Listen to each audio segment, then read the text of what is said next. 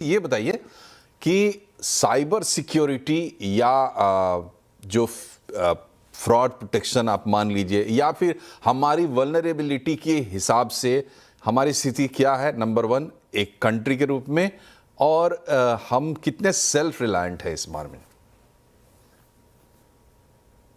Cyber security के point of view से India unfortunately अभी बहुत वल्नरेबल है।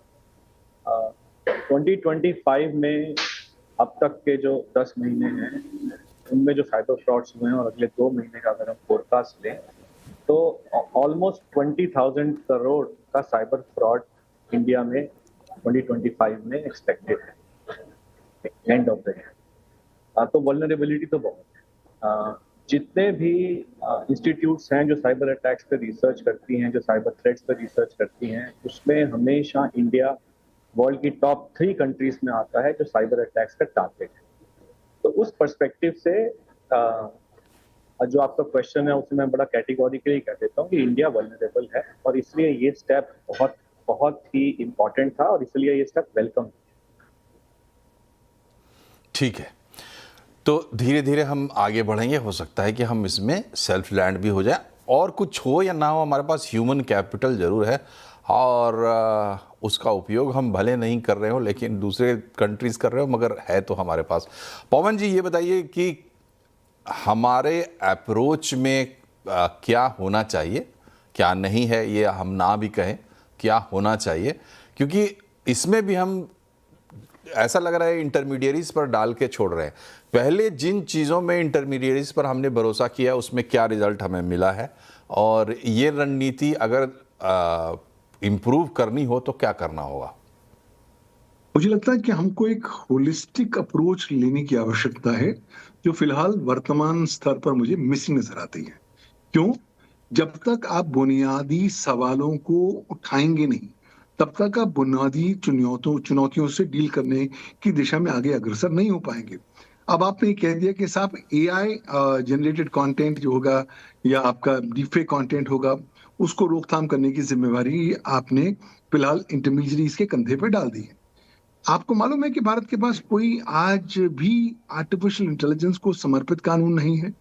क्या हमें मालूम है कि भारत का जो सूचना प्रौद्योगिकी कानून है सन 2000 का, वो सन 2008 के संशोधनों के बाद भी ये आर्टिफिशियल इंटेलिजेंस को कवर नहीं करता।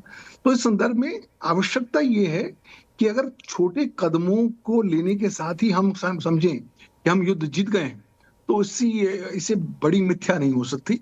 ये तो बहुत छोटे से कदम है और ये कदम आप उस दिशा में ले रहे हैं जहां पर आपका डॉक्यूमेंटेड जो हिस्टोरिकल पर्सपेक्टिव है वो बहुत कामयाब का नहीं हो रखा है। अगर आप ध्यान से देखें, जब से इंटरमीडियरी की परिभाषा आ गई सेक्शन 21W आईटी एक्ट में सन 2008 के बाद, तब से हम पा रहे हैं कि इंटरमीडियरीज को तो एक बहुत ही अपने पोले सॉफ्ट टच वाले रूट से अपनाया हुआ है। उनके बरखिलाफ आपने कभी कार्रवाई तो करी नहीं, तो लिहाजा कभी भी आपको जो इफेक्टिव रेमेडीज मिलनी चाहिए थी वो नहीं मिल पाएंगी। अधिकांश तो सर्विस प्रोवाइडर्स ये भी कहते हैं कि साहब हम तो आपकी कंट्री में ही नहीं है और हम तो अमेरिकी कानून का पालन करेंगे। तो ये तमाम सारी जो पहलू पहले भी होते थे वो अब भी होंगे। तो जब तक आप इसे गेम चेंजिंग रूल्स लेकर नहीं आएंगे, तब तक जो पुरानी बातें हुआ करती थी वो पुरानी बातें अब भी होंगी। इसलिए जरूरी है उन्हें बताना कि अब वो दौर चला गया है, अब एआई का दौर है, आपको भारत के कानून का पालन करना पड़ेगा, पीरियड। आप ये नहीं कह सकते कि साहब मेरी लोकेशन आपकी कंट्री में नहीं है इसलिए मैं फॉलो नहीं करूंगा। दूसरी बात, आप कुछ भी कर लीजिए, आप भारत की प्रभुता, अखंडता और सुरक्षा का सम्मान करना है, भारतीय कानून का सम्मान करना है। तीसरी बात, पूर्ण बात, आपने लोगों को इफेक्टिव रेमेडी प्रदान करनी है। इन ड्राफ्ट रूल्स की अमेंडमेंट्स में कोई रेमेडी तो प्रदान हो ही नहीं रही है। आपने सिर्फ कहा कि साहब ठीक है जी, ये एआई जनरेटेड कंटेंट है, इसको आपको लेबल करना चाहिए। लेबल नहीं करेंगे कोई बात नहीं, आपकी जो सुरक्षा कवच statutory exemption from legal liability है वो आपसे छीन ली जाएगी। उसके बाद क्या, छीन ली जाने के बाद भी आपके बरखिलाफ कुछ ना कुछ कानूनी कार्रवाई होनी चाहिए। वो कानूनी कार्रवाई की परिभाषा इन रूल्स में मौजूद ही नहीं है। मुझे लगता है भारत ऑलरेडी काफी थोड़ा पीछे चल रहा है। क्यों? क्योंकि और अलग अलग राष्ट्र हैं जो ऑलरेडी आर्टिफिशियल इंटेलिजेंस के ऊपर अपने राष्ट्रीय कानून ला चुके हैं, चाहे वो यूरोपियन यूनियन हो, चाहे वो चीन हो, साउथ कोरिया हो, एल सल्वाडोर हो, जापान हो। मुझे लगता है कि यहाँ पर केवल छोटे में ही हम अपना बला ना काटें, अच्छी बात है, बेहतर अच्छा रहेगा कि हम एक डेडिकेटेड कानून लेकर आए आर्टिफिशियल इंटेलिजेंस के संदर्भ में। आवश्यकता यह है कि भारत को समझना है कि जी, आज जी, भारत जो भी ये लेकर आएगा ठीक है, वो एक समय global कम है। player बनेगा। पवन जी, एक आखिरी सवाल अंकुर से ले लेते हैं, क्योंकि टिपिकली ये जो ड्राफ्ट रूल है इसमें ये 10% की जो शर्त लगाई गई है, ये दुनिया में अपने आप अनोखी है। शायद जहाँ तक हमारी जानकारी है, रिपोर्टिंग भी जैसी हुई है कि 10% पे, मतलब अगर एक स्क्रीन है उसके 10% हिस्से में बताना है, अगर ऑडियो है तो उसके 10% हिस्से में बताना है। ये कुछ ज़्यादा है क्या अंकुर?